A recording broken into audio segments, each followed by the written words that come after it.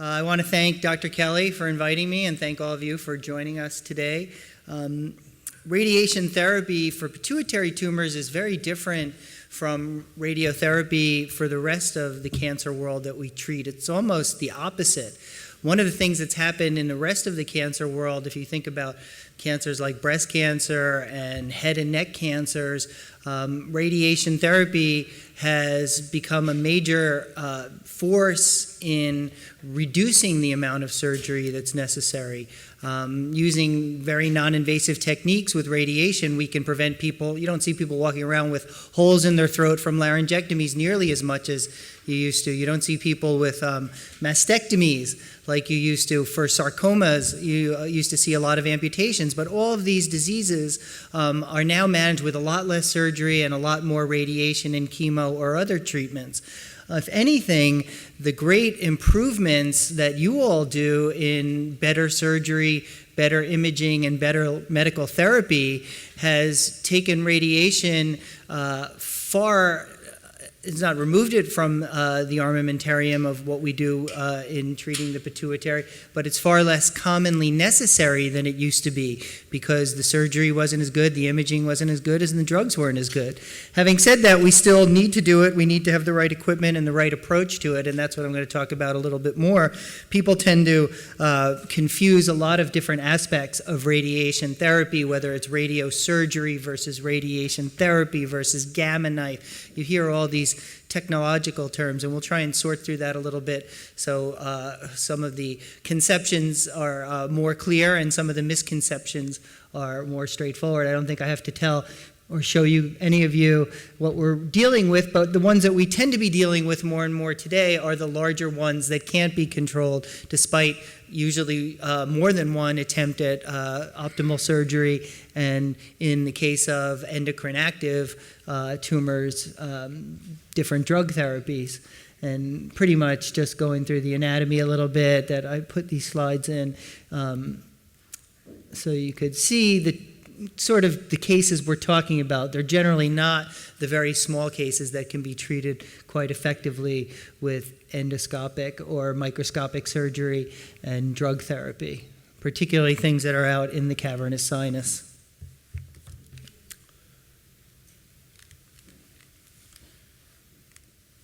Check that. Okay, great. One of the concepts that we're not going to talk a whole lot about, and this probably has a lot more to do with whole brain radiation therapy and treating glioblastomas, but we're starting to learn more and more that there may be stem cell regions that can either supply tumors or are more sensitive to the effects of radiation on memory and thought. And as we learn more and more about some of these regions, we're doing more and more radiation treatments that spare the hippocampus or spare some of the stem cell areas that may lead to less toxicity in radiation. And this probably has less to do with pituitary than some of the other aspects in the brain that we treat. So stereotactic radiation therapy. Stereotactic is just a fancy word that means very precise radiation therapy, as if the other radiation therapy we do is not so precise, which tends really not to be true. However, when you're dealing with tumors that are as close to the optic apparatus and as close to the pituitary, stereotaxis becomes a lot more important in my business than when you're treating something like a brain or a leg where you're not particularly close to anything. Basically, you're just using three-dimensional localization of objects within coordinates that allow us to treat far less normal tissue and hit what we want. Two major divisions of this are radiosurgery, the delivery of a single large dose. There's nothing surgical about radiosurgery in our hands. There used to be the only surgical part of radiosurgery in people who use things like gamma knives or frames was attaching a frame, but the term surgery in this case doesn't mean cutting, it just means it means doing a single treatment, whereas radiotherapy means multiple treatments. Anything from 2 to generally 30, 35 is a course of stereotactic radiotherapy. Multiple small doses. We tend to decide which we're going to use based on how big the tumor is and how close it is to normal apparatus and things that we need to spare.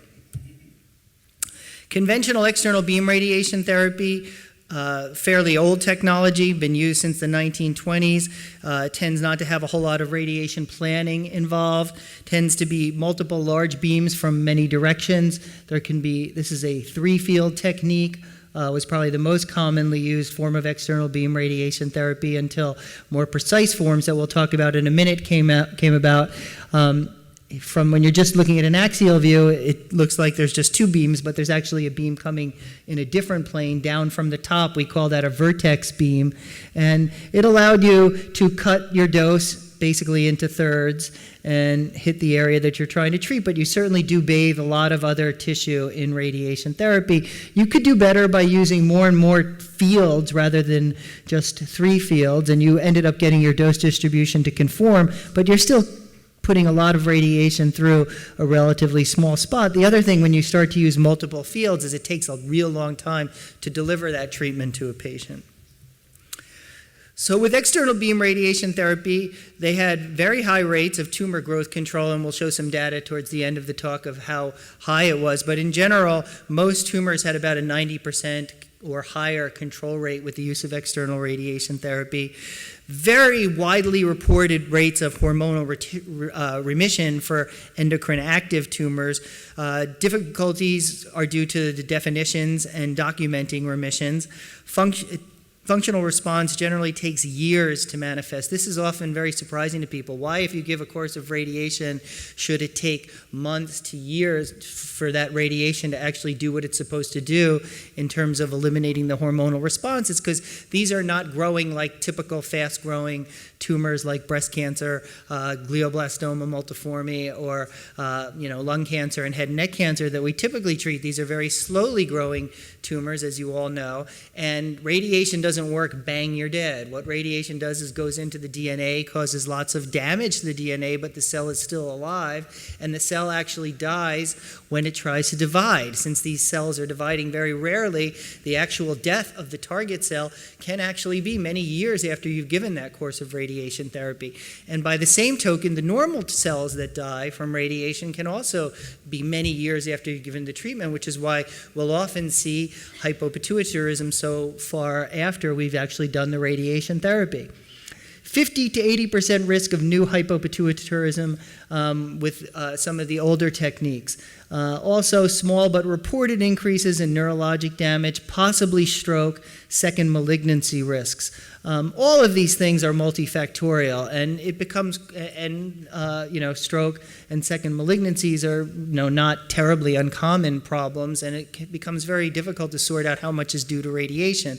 The joke that we often make is pretty much anything bad that happens to anyone after they've had a course of radiation will be due to the radiation unless there's a glaringly obvious other reason for that. So, we all know acromegalics have different types of metabolic situations that lead to greater atherosclerosis and heart disease. And so it's certainly radiation, I'm not saying is not part of what could be leading to strokes, but it's pretty hard to tease it out how much is due to the radiation.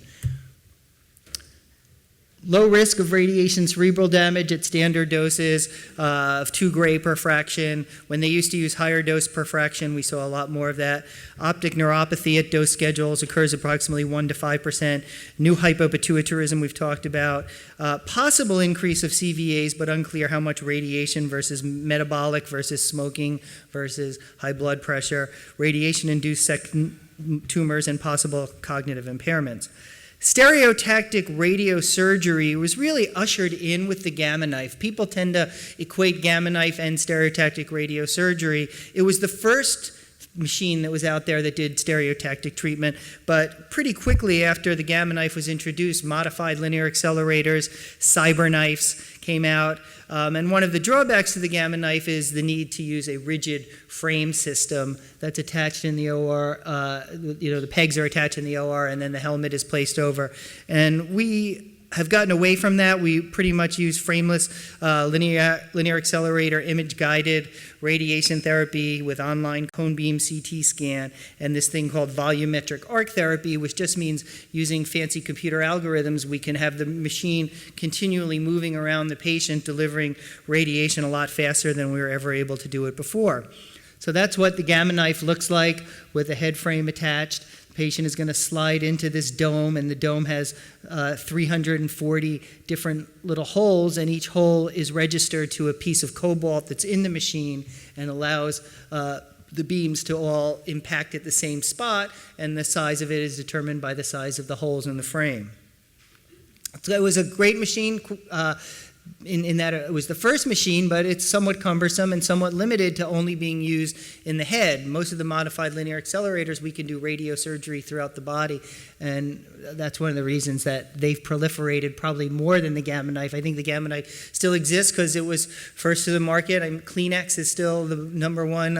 Actually, I don't know that to be true, but I suspect Kleenex is still used as much as any other facial tissue. Doesn't mean that it's the only thing that could take care of the snot that dribbles out of all of Dr. Kelly's patients when he's done. What we use is a Trilogy linear accelerator with optical guidance. We're going to be replacing that, we believe, this year with another machine. It's a machine that's just dedicated to stereotactic radiosurgery, also made by Varian, called the Edge. And the CyberKnife is another machine that's a much smaller linear accelerator. It's called a linear accelerator on a stick, and the stick moves around the patient and can give radiation from a lot of different directions. We're not crazy about this because it takes a long time to treat patients. Our linear accelerator, we're treating most patients. The actual treatment's about 1 minute to 2 minutes, and the actual lining up the patient is, maybe 5 or 6 minutes. So we're done and dusted in less than 10 minutes, whereas these treatments are a minimum of 40 minutes, sometimes a whole lot longer, depending on how large your target you're doing. Radiosurgery, as opposed to stereotactic radiotherapy, is just a single treatment, usually between 14 and 34 gray at the edges. It can be used in general if the adenoma is at least 3 to 5 millimeters away from the optic chiasm or optic nerves, and generally isn't used for anything much larger than 2.5, 3.5 centimeters. Tolerance of the optic chiasm is 8 to 9 gray, after which you can start to get into trouble with blindness. Radiosurgery, stable or reduced volume, pretty similar to what we see in radiation therapy. When you match your tumor to the right treatment, you should get pretty much the right outcome, which is stable or reduced tumor volume seen in 90% of patients. Again, normalization of hormonal variables, and in your packages, I think I've given the best review in the literature that shows all the rates of normalization of hormone values in prolactinomas and Cushing's and acromegaly that have been reported in our literature, and you'll see those slides later. This is just to sort of show you some of the fancy dose distributions that we get. We try and squash the dose down away from the optic chiasm, the real high dose region, by using more of lateral quote apertures of where the radiation comes in. And we've gotten pretty sophisticated at moving the radiation dose distributions around these days. The smaller the adenoma and the lower the hormone level, the more likely remission is to be attained. Prior or concomitant use of medical therapy has been shown in some authors' hands to decrease the effectiveness of radiosurgery, which has led to the suggestion that medical therapy ought to be stopped during the time that you're doing radiosurgery. This, is somewhat debatable. I'm not sure that we have an exact handle on which patients that's true in or not. I'd be interested to hear when we get to the question and answer period what you guys generally do when you have patients going for stereotactic radiosurgery, whether you hold the medications and in which conditions. People treated with radiosurgery require close follow-up because of long latency of remission, risks of late relapses, and potential late side effects. Complications of radiosurgery, new hypopituitarism, again, not terribly dissimilar from what you get with fractionated radiation therapy. Visual disturbances really are pretty low when you get the right patients and do it properly, but the literature does report rates, when they probably more from when they first started using radiosurgery, as high as 11%. That'd be pretty rare these days. Rare cranial nerve damage, temporal lobe epilepsy, radiation necrosis, again, something we don't see with much better treatment planning. Whether there is real carotid artery stenosis secondary to radiation that leads to strokes, I think is, again, something that we're not really sure about. And larger the volume and closer it is to the optic nerve, the greater the risk of complications, but we wouldn't treat that with radiosurgery anyway. something like that, we would treat with fractionated stereotactic radiation therapy, which takes that 3 to 5 beam treatment that I showed earlier, and I'll show you exactly the type of treatment we use, but it's called fractionated stereotactic radiation therapy. Reduces the volume of normal tissue. We can give 54 gray in 27 to 30 treatments and generally get similar control rates to what we've discussed before. And now we can do it, and this is really the biggest change probably in the last 5 years. Pretty much everybody can be treated without a frame with a very tight mask and some sort of optical guidance system. Low rates of toxicity with high rates of durable control, 5-year tumor control rates of 100%. Many hormonal control rates have been reported as high as 80%. Optic neuropathy at lower levels than have been reported with previous techniques, and pretty much an extremely rare event. Hypopituitarism, still major problem with radiation and why we like to avoid it. No cases of CVAs have been recorded, but it could be because this is a newer treatment compared to some of the other forms. And some authors have possibly reported less cognitive impairment. Advanced techniques use intensity modulated radiation therapy, which basically means there's a fancy camera shutter on the front of the machine, and we have little leaves that are about 1.5 centimeters that are moving while the radiation beam is on. It gives us really unparalleled ways of focusing the beam on the area we want and not on other areas. And doing that with what's called VMAT, or volumetric modulated arc therapy, just means the machine is spinning around and this camera shutter is all moving at the same time to give us really great fine control. And the treatment, as I said, takes 2 to 3 minutes. We spend more time lining the patients up, taking pictures to make sure we're on target, than delivering the actual treatment. The image guidance basically means a CAT scan is built into the radiation machine for the technology we use. There's some centers that are looking at having MRIs built into the machine, which leads to a different level of complication as far as what can be in the room and stuff like that. We feel we get within sub-millimeter localization using our current technique, which is about to be replaced with an infrared optical guidance system that scans the patient during the entire treatment. And if there's ever any motion of 0.5 millimeter or more, the whole system shuts down to reposition the patient. We're going to start using that pretty soon. And this is basically one of those multi-leaf collimators that have these 1.5 centimeter leaves that are moving in and out of the beam as it spins around the patient. Dan showed this picture earlier. This is I believe, the same patient, yes, of a very large endocrine inactive pituitary adenoma treated with radiation. He asked me to put this one in. I didn't know he would be showing the same picture as well. This was after, very stable many years after 54 gray or about 30 treatments of external beam radiation therapy. And as I said, you'll find in the packages I included this study from, it's a review article, really quite a good review article on stereotactic techniques in radiation therapy that summarizes all of the literature quite well of patients treated with both gamma knife type treatments, as you can see up here, conventional radiation, stereotactic radiation therapy, proton beam radiation therapy, all through various eras. The problem I always have interpreting this literature is it mostly all shows very high rates of local control and very variable rates of hormonal control, as you can see in the slide on ACTH secreting tumors.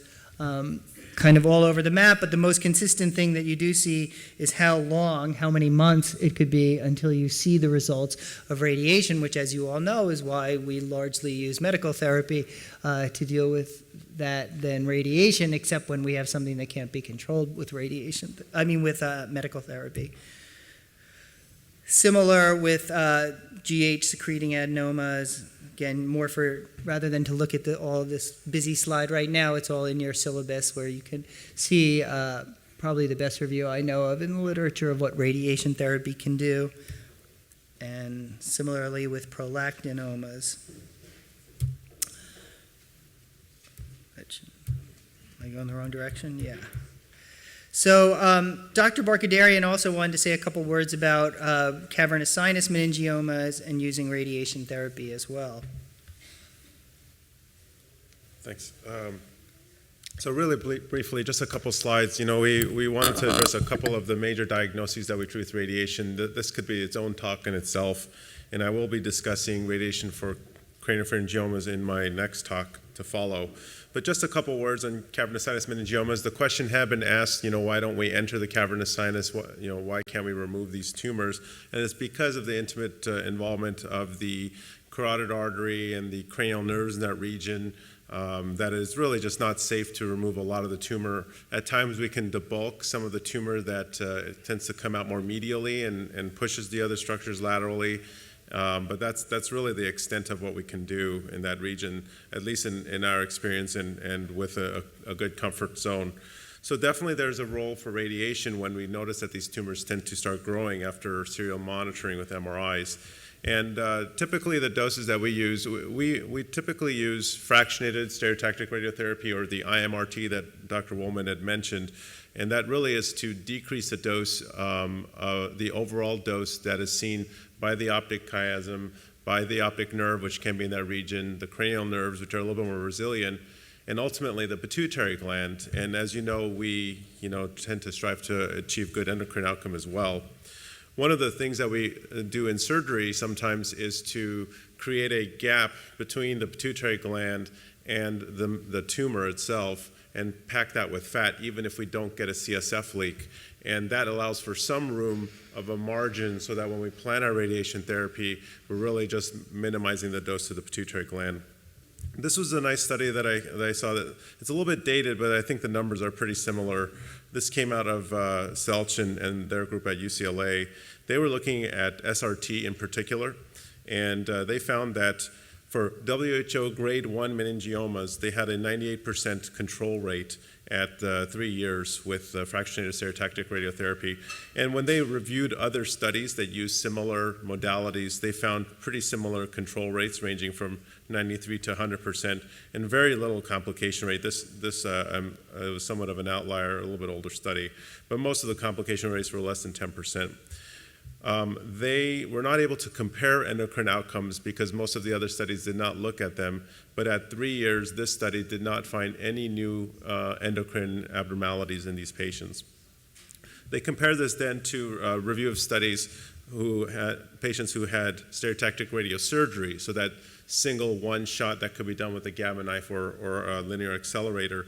And they found that the local control could still be as high as 100%, but tended to have a little bit lower numbers, and there was a little bit higher rate of radiation-induced injury. So overall, our approach remains to fractionate the radiation to the tumors in this area, and when possible, create a little bit of a margin from that and the pituitary gland. So just in conclusion, and hopefully get us closer back on target radiotherapy, very effective, but probably used less than it used to be for a lot of patients, as all the things you guys do has gotten a lot better. Conventional external beam, biochemical remissions as high as 50 to 60% with a reasonable risk of complications. Stereotactic techniques provide comparable rates of local control and hormonal remission, probably with lower morbidity and reduced late toxicities in normal tissue. Tumor characteristics, particularly size and proximity to the optic nerve, are important in deciding which technique we'll use. We use far more, though, fractionated stereotactic radiation therapy because those are the ones typically that require radiation. Small tumors, less than 3 milliliters away from the chiasm, SRS is a convenient option. And for larger tumors close to critical structures, FSRT is an option with equivalent control rates but lower morbidity. People are doing a lot of work with other fractionation schedules between 2 and 5 to see if that offers any benefit or not. So thank you very much.